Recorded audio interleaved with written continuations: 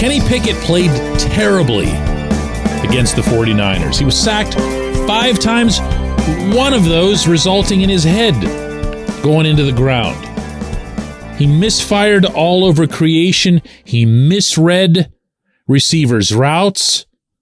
He mistimed his throws. Everything went wrong. So why am I not worried about him? Good morning to you.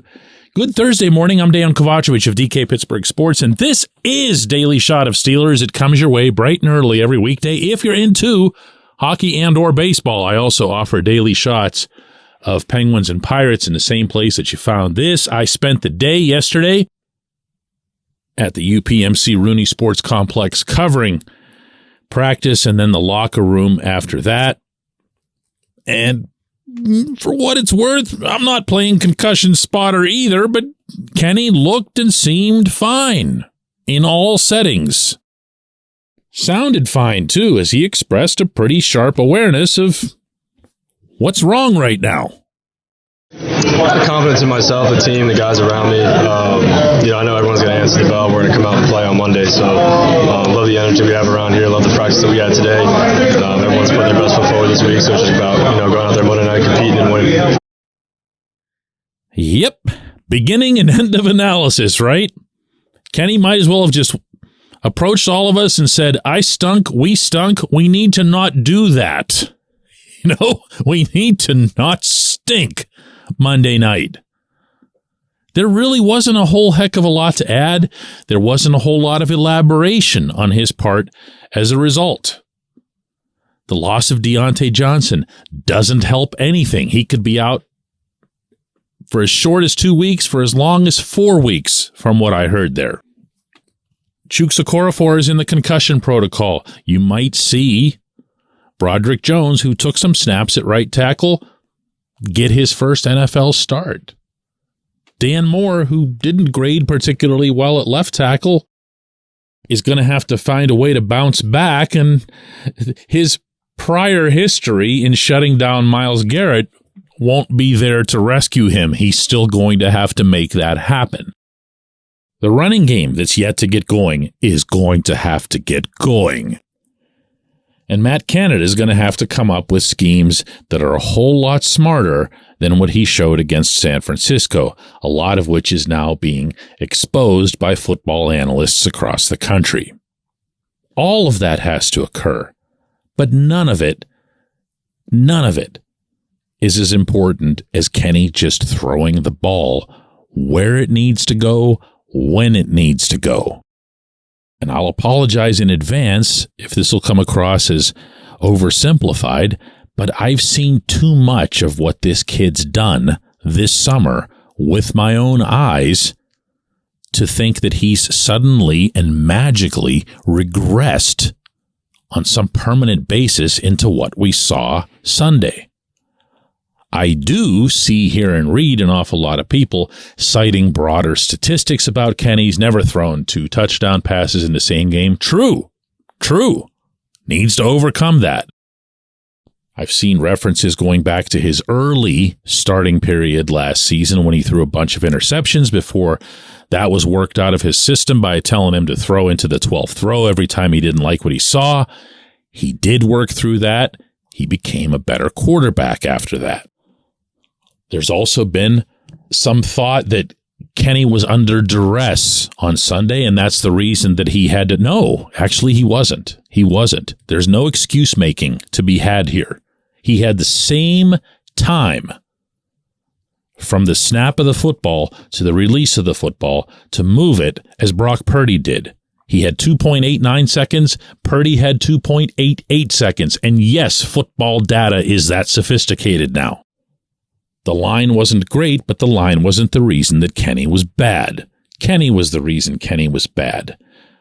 But if you go back over Kenny's history with Pitt, with the Steelers, especially over the past 2 calendar years, you're not going to find someone who had trouble with either of the 2 following facets.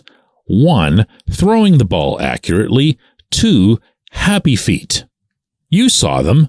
You saw them on Sunday, all through the second half. It was like he was trying out for Dancing with the Stars or something. I don't think I'd ever seen that from him. What was it? What caused it? I don't know. I also don't really care. I don't need to be in his head. I don't think Mike Tomlin is wasting any effort right now trying to get in his head, because Tomlin knows, because he's seen what the default is, and it's not that. I don't count and I don't matter, but I've seen it too. I've seen it with my own eyes.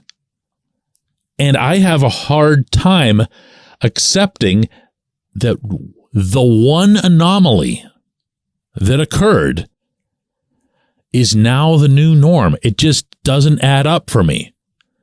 If you want a theory from me as to what happened with Kenny, and it's not more than that. It's not anything that I've talked with anybody about. It's not anything that's any kind of hint from him or whatever. But he did suggest after the game that the ambition of the offense was to go downfield, that he saw targets that he knew he was supposed to hit downfield because they had approached this with an aggressive mindset. Well, the 49ers took away their teeth like that. They got the ball away early. They got down the field and they punched in touchdowns, 2 of them, and a field goal early. They were up 17-0. And just like that, there went the whole plan. But now Kenny's thinking to himself, I got to get us back in this. I got to get us back in this. We worked too hard for this. I'm not going to. So he starts flinging where he had not been flinging for months. And it did not work out, which would also explain why he and everyone else, including the head coach, kept referencing what they had hoped to achieve offensively and how that was all just stripped away within a matter of minutes. That's what I've got. And again, it's nothing more than a theory, and let's see how it plays out. When we come back, J1Q. This segment of Daily Shot is brought to you by our good friends at Mike's Beer Bar. They're located on Federal Street, directly across from PNC Park. Mike has more than 500 beers on tap, including from more than 50 local breweries. Stop in and say hello. Tell Mike we sent you. Mike's Beer Bar. The law firm of Edgar Snyder and Associates has joined forces with Pittsburgh Steelers quarterback Kenny Pickett to make a difference in the community. They're supporting Connecting Champions, a local charity that asks pediatric cancer patients, what's your passion? And connects them to mentors who give these young patients an identity outside of their diagnosis. You can learn more about what Edgar Snyder and Associates and Kenny Pickett are doing in the community by visiting edgarsnyder.com/givingback. Again, that's edgarsnyder.com/givingback.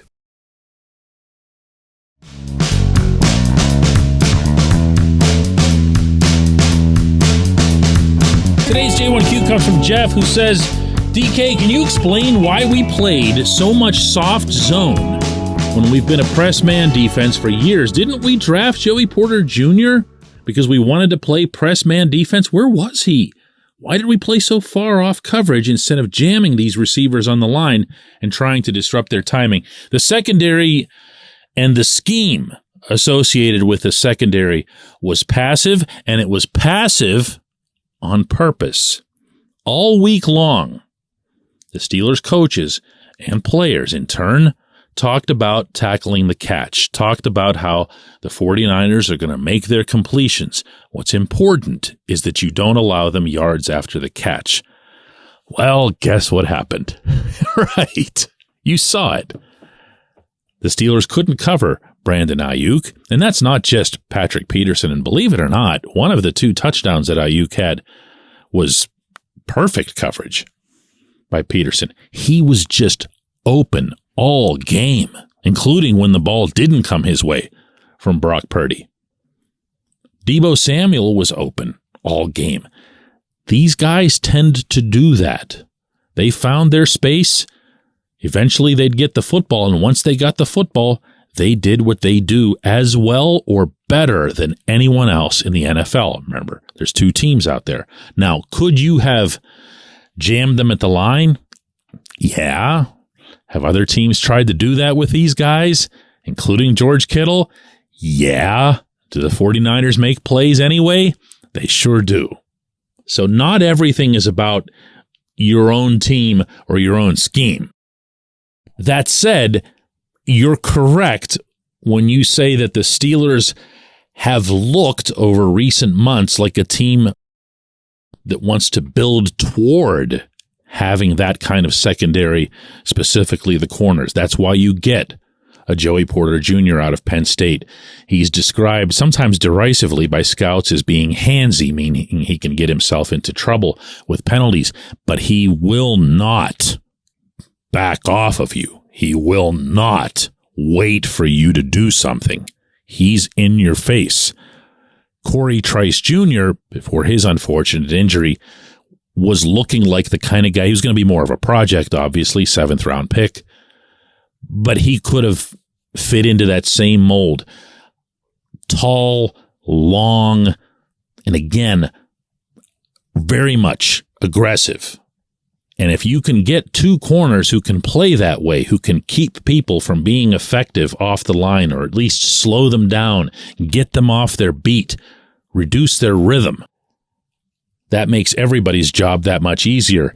This is going to sound unrelated, but it's not. I had a few people send me correspondence after the game asking, where was Minkah Fitzpatrick? What happened to Minkah? He's supposed to be this and that and whatever else, and didn't even hear his number called. You know why? Because Minkah was put into a role. And this is, again, something that we talked about all summer long here, where he's going to be a wild card. He's going to be that guy who goes after tipped balls and just reads and senses what's going to happen. Well, the Niners had no use for that. The Niners saw where Minkah was, even when he would set himself up dead center, although he also did a lot of setting up to either side, and just said, whatever. We've got our targets. We're going to hit our targets, and we're going to let our playmakers make plays. They weren't worried about anything else. They have an accurate quarterback, which they do. They got him adequate time. And that was it. You know, before I sign off for the day, I don't want to make the 49ers a running theme here. Okay, no one's tuning in to hear Daily Shot of 49ers. But that was a really, really good team. I'm not offering this up as an excuse for anything. Both things can be true and are. That the Niners were really good and the Steelers were really bad. The Steelers performed well below their own capabilities. If they had lost this game, let's say 27-24, or I don't know, maybe more of an AFC North type of score, 17-14, you could have left that game thinking that the 49ers were really good and that the Steelers are an up-and-coming thing. And what's disappointing about this is that second half, is that other part of the equation. Because I wasn't the only one who would have thought that the Steelers are a team that's on the rise, that's a team that was learning from simple, basic execution of plays through the summer and into that pristine preseason. But you had the worst of both worlds show up in this game. And you won't in the future. That's not suggesting that anybody takes the Browns lightly or the Ravens or the Raiders and everybody else that's coming up. But the 49ers, if they're not the class of the league, they're really close to it. They're top 3 easy in the NFL. Easy. Let's see if the Steelers can get back to being their best selves, their own best selves, against teams that aren't the Niners. I appreciate the question. I appreciate everyone listening to Daily Shot of Steelers. We're going to do one more of these tomorrow.